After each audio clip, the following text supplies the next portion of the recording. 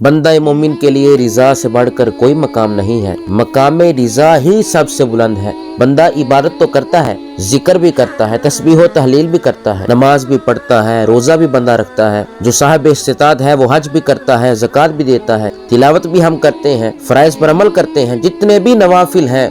بندہ پڑھتا رہے، تسبیح و تحلیل کرتا رہے، الغرض جتنے بھی اعمال صالحہ ہیں، ان اعمال کا مقصد تو یہ ہے کہ اللہ کی رضا نصیب ہو، رضا الہی کا نصیب ہونا ان اعمال صالحہ کا مقصد ہے۔ تو صحابہ اکرام تو وہ ہیں کہ جن کو اللہ رب العالمین نے اپنی رضا کی سند دے دی ہے۔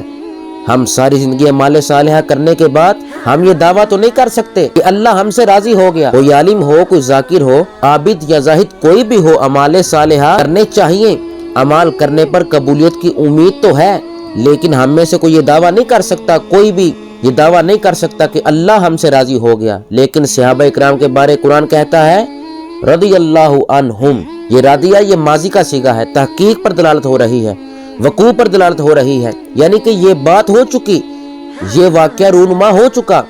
گویا رب فرمانا یہ چاہتا ہے سن لو، میں اپنے محبوب کے صحابہ پر راضی ہو چکا ہوں، انہیں میں نے اپنی رضا کا تاج پہنا دیا، انہیں میری رضا مل چکی ہے، میں اپنی رضا کا مقام انہیں دے چکا ہوں۔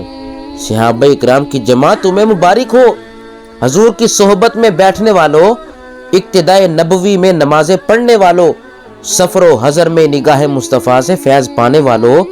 آبرو مصطفیٰ پر جانیں لٹانے والوں، تمہیں مبارک ہو، ہر حکم پر سر جھکانے والوں،